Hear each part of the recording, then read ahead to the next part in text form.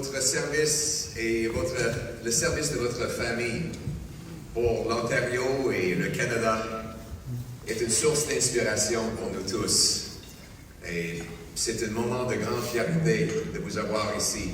Évidemment, vous avez un patrimoine exceptionnel que vous avez en même temps que hérité, bâti avec votre famille. Et pendant cette période d'incertitude face à nos amis aux États-Unis, le symbole d'avoir une Mulroney avec nous pour se battre pour notre pays est plus fort que jamais. Merci beaucoup.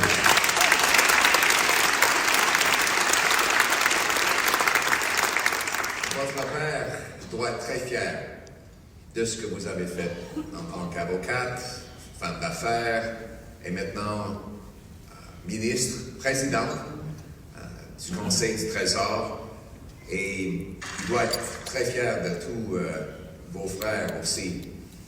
Votre père est une grande source d'inspiration pour tous en ce qui concerne la question de libre-échange. Évidemment, c'est lui qui a fondé le libre-échange entre nos deux pays. Sa sagesse serait précieuse aujourd'hui. J'aimerais bien pouvoir l'appeler pour chercher ses conseils, mais maintenant, plus que jamais. And I think that we all agree that you and your brothers are carrying on the incredible Mulroney legacy of fighting for Canada, whether serving in business or in law or now in government. The Mulroney name lives on as a legendary force for good in our national conversation. Thank you very much.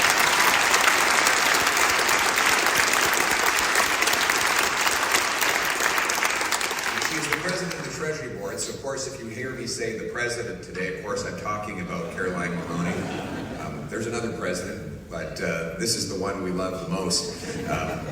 Your father, of course, was a great inspiration to all of us. He founded free trade between Canada and the U.S., and boy, I wish I could pick up the phone and seek his advice right now. But I'm sure he'd be very proud of all Canadians, how they've rushed to the defense of our sovereignty and our economy. Canadians feel angry and betrayed and anxious after the President's unprovoked attacks on our sovereignty. We're left wondering how we can end the paralyzing uncertainty and what the future holds. We don't know what today's tariff announcement will bring, how long they will last, or what they will do. But whatever President Trump does, a bunch of things remain undeniably true. One, these tariffs are unjustified. Two, they will hurt people and businesses on both sides of the border. And three, Canada will obviously never be the 51st state.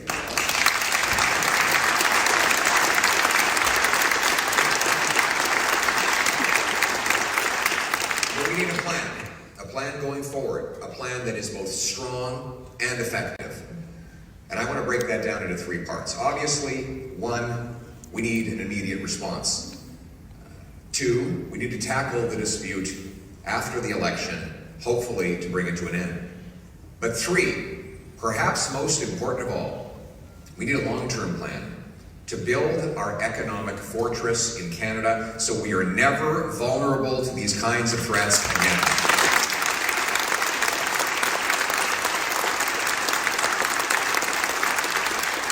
Tout d'abord, notre réponse doit être immédiate.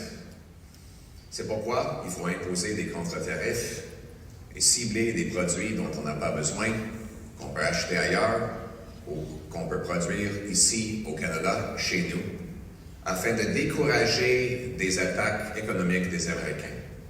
On doit aussi préparer pour les impacts sur nos entreprises. Notre réponse doit avoir comme priorité principale de garder les emplois en place. Une fois que le lien est brisé entre travailleurs et entreprises, c'est très difficile de le rétablir. C'est beaucoup plus difficile que les garder en place dans de première place. C'est pourquoi le nouveau gouvernement conservateur lancera un fonds pour la protection des emplois canadiens. Un programme de prêts ciblés temporairement aux entreprises qui sont directement touchées par les tarifs pour aider à maintenir les travailleurs dans leurs emplois. First, our immediate response must be targeted reciprocal tariffs, targeted narrowly at those American goods we don't need, can make ourselves, or buy elsewhere to maximize impact on the Americans while minimizing impact on ourselves. Secondly, we must be prepared to protect jobs. Keeping Canadians working should be our top priority. And that's why we need to focus on maintaining the link. If a worker loses his job, it's much harder, longer, and actually more expensive for the government to try and get him back into employment than it is to try and keep him working in the interim period while this dispute is on. The Conservative government, if elected at the end of this month, will launch a Keeping Canadians Working Fund, a targeted temporary loan program for businesses that are directly hit, helping them keep workers on the job. Very similar to the type of program that John Baird initiated when we were in the Harper government during the great global recession. Binding people to their jobs, keeping their paychecks going while we can get through this trade dispute will help keep the horizon bright and keep our economy stable. But where do we go from there? The second part of the plan is we have to try to end this trade dispute. There's no guarantee, but we have to try. Dès le premier jour de mon mandat comme Premier ministre, je vais proposer au président d'accélérer les négociations pour conclure le nouvel accord sur le commerce et la sécurité et remplacer l'accord Canada-États-Unis-Mexique. L'accord doit être renégocié l'année prochaine, peu importe. Ce n'est pas une question de si, mais une question de quand. Alors pourquoi pas le faire directement et rapidement? Pour éliminer l'incertitude des tarifs qui pèsent sur nos travailleurs et nos entreprises, il faut agir pour mettre fin à ce chaos. On day one, as Prime Minister, I will propose to the President to accelerate renegotiations of CUSMA, bringing in a new deal on trade and security. CUSMA must be renegotiated anyway, next year. Why wait? Why not get it done now? Why not end the uncertainty that is paralyzing both sides of the border and that is also costing us jobs today?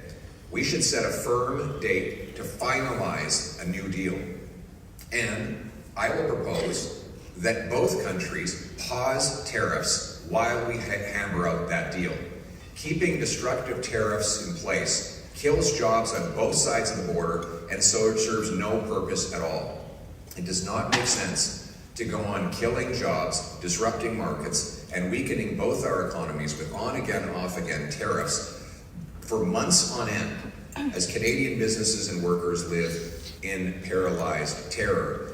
In the meantime, during negotiations, suspension of tariffs would have to go both ways. Either they take them off or we would not.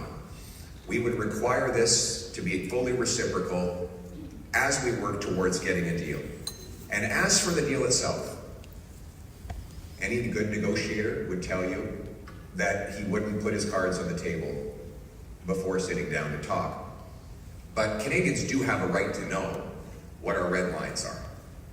Donc, premièrement, je vais protéger notre frontière, nos ressources, nos fermiers, y compris ceux qui sont soumis à la gestion de l'offre. On va aussi protéger notre eau douce et nos travailleurs dans l'industrie d'automobile. Je tiens aussi à souligner qu'il est hors de question de négocier sur notre souveraineté. Nos lois, notre droit, notre territoire, notre eau, notre ciel, notre culture, nos langues officielles, nos ressources naturelles et nos droits autochtones resteront sous notre contrôle pour toujours.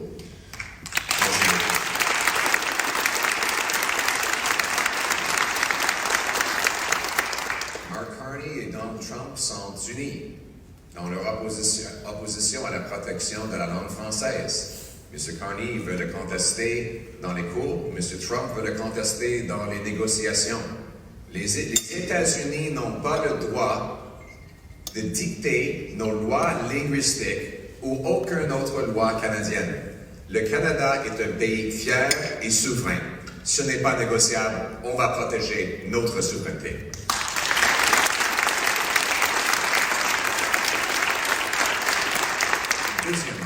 je m'engage à ce que tous les revenus qu'on récolte en conséquence d'une meilleure entente de libre-échange va financer une militaire plus grande, plus forte, pour protéger notre souveraineté et élargir notre présence dans le Grand Nord.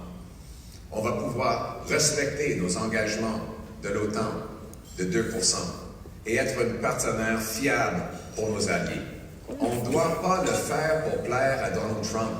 On doit le faire parce que c'est nécessaire pour être un pays fier et souverain d'avoir un militaire fort et bien financé. C'est ça le but d'être notre pays, c'est de protéger notre territoire avec nos propres forces armées au lieu de dépendre toujours des Américains.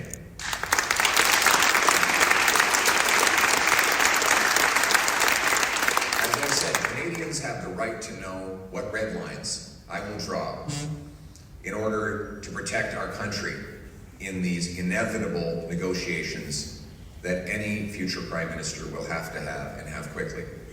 So let me be clear. First, I will protect our control over our border, our security, our resources, our farmers, including our supply-managed farmers, our fresh water, our automotive workers. Also, we will protect our sovereignty, our laws, our currency, our dollar, our land, our waters, our sky, our culture, our official languages, and our resources and indigenous rights will not be under the control of any other country. This is non-negotiable. We will protect Canada's sovereignty.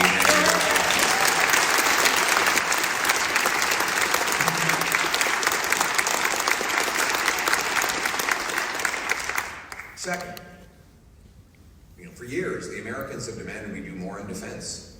The truth is, Canadians have been demanding exactly the same thing. And so I will commit that any extra revenue generated from expanded trade with the United States will go right into our armed forces. We will hit our 2%. We will take back control of our Arctic waters from the Chinese and the Russians. We will rebuild our military and will become a truly sovereign nation with a strong armed forces that can protect us.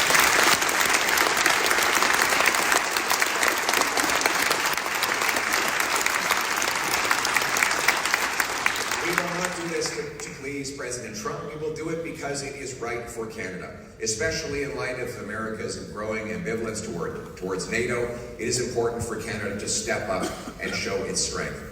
Canada will carry its own weight. We will secure the North. We will put our more boots on the ground, submarines and ships in the sea, and planes in the air.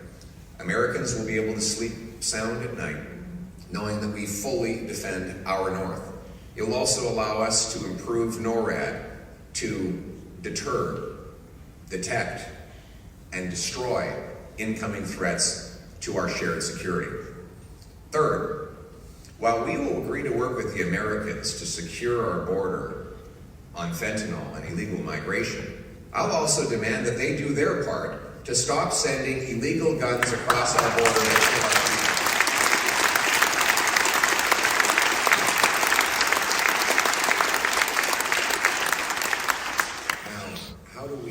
That President Trump keeps his side of the bargain. How can we trust that he'll honor any new agreement when, let's be honest, he violated the last one, the one he negotiated? Well, that's the situation we're now in. We must make sure that the next deal has commitments that we make on defense, border cooperation, and market access that we can withdraw if and when he decides to break the deal and tariff us again. We will hold up our end of the bargain only as long as he holds up his. That is how we create the leverage to protect against a president suddenly changing his mind and breaking his word. Well, we can't control what the president does. My father isn't a particularly religious man, but he did teach me the Serenity Prayer. God help me to accept the things I cannot change, change the things I can, and have the wisdom to know the difference. And we know that we can't control the decisions the president makes, but we know we can control the decisions we make about our own destiny here at home. The president will have a fork in the road. Either he'll continue to hold the threat of tariffs over our heads for the next 3.5 years, or we'll secure a deal that provides permanent relief to our economies, now paralyzed by uncertainty. We don't know which way he'll go, so Canada must be prepared either way. A renewed trade deal with the Americans would be ideal, but it's not the entire solution to our economy. A credible plan to deal with Trump must prepare Canada for growth with or without reliable trade with the Americans.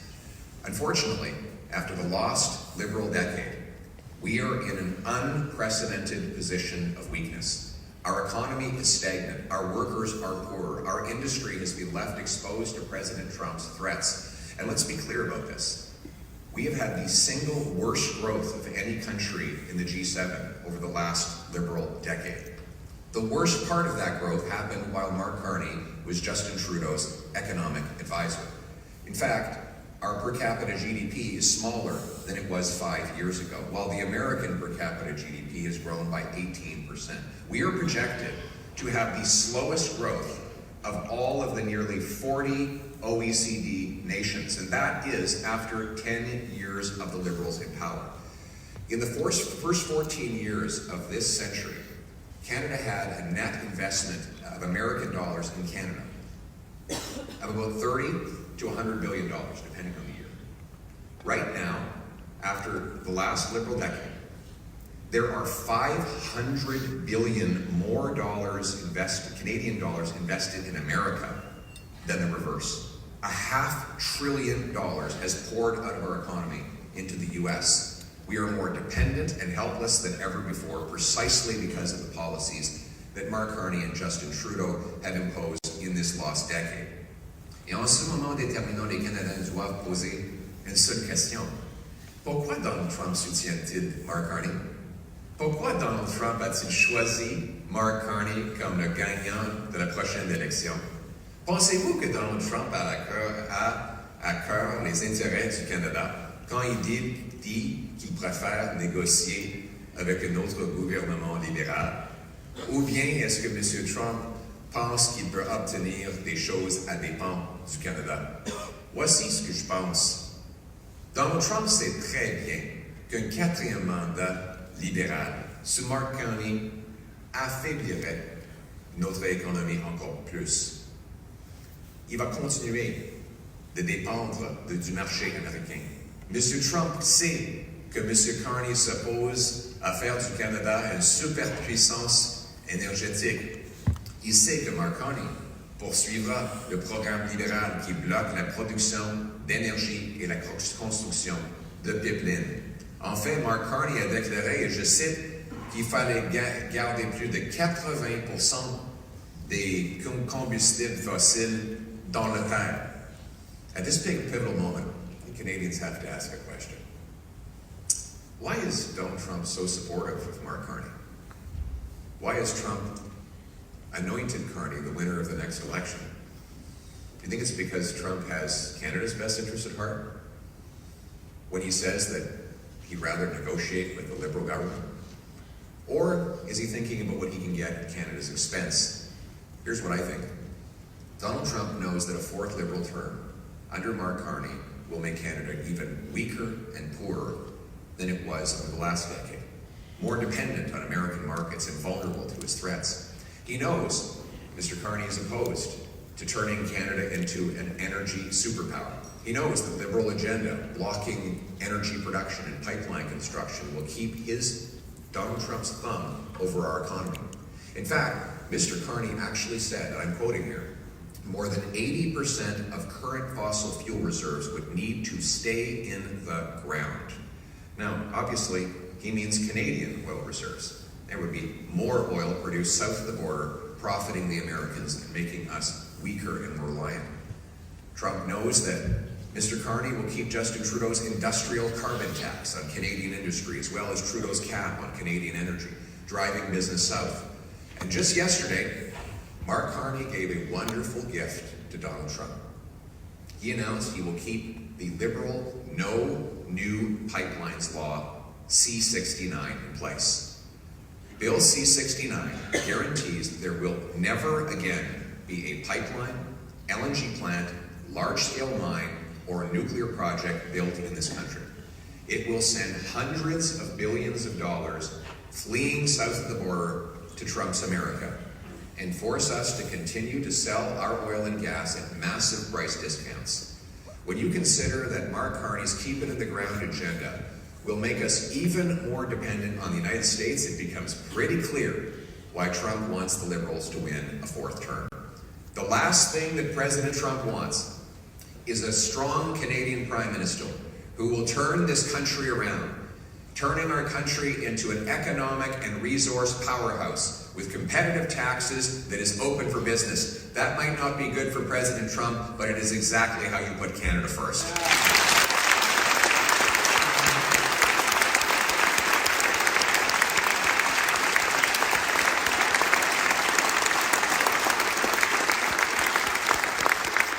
The choice in the next election is clear. After the lost Liberal decade, can we afford a fourth term of rising costs and crime and falling economy under America's thumb?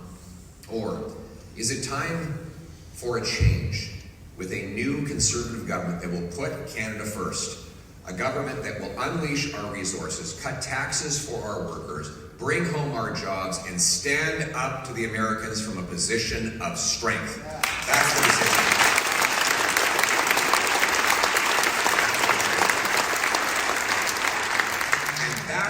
We do control. Only we control our natural resources, our tax policy, our competitiveness, and whether Canadians keep more of what they earn and save. The story of Canada is a story of doing big things, of ambitious projects that bind the nation together, uniting us as a people and securing our sovereignty. That's what Brian Mulroney did when he negotiated free trade. That's what John A. Macdonald did with the railway. Canada was not handed to our ancestors. They had to work and sacrifice for it. And whether we were born here or chose to come, we are their heirs. And we have a duty to defend what our ancestors gave us, to build an even better Canada to leave to our children. That is our purpose. That is what we will do.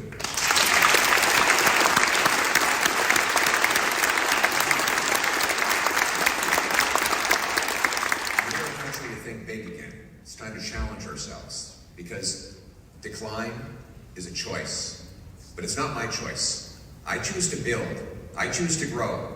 I choose to meet the moment with ambition worthy of the men and women who built this great country. My plan for the Canadian economy could not be more different than what you've seen over the lost Liberal decade of Carney and Trudeau. I've spent the first week of this campaign setting out ambitious and detailed plans to build our economy so we can stand on our own 2 feet and stand up against foreign threats. It's everything we should have been doing for the last 10 years, everything I said we should do over the last 10 years, and everything that Mark Carney has explicitly opposed over the last 10 years. Dès la première semaine de ma campagne, j'ai proposé une réduction d'impôt de 15% sur le revenu du travailleur moyen afin de récompenser le travail. Une baisse d'impôt pour le réinvestissement au Canada. 0 taxe sur les gains en capital lorsque vous réinvestissez vos gains ici au Canada.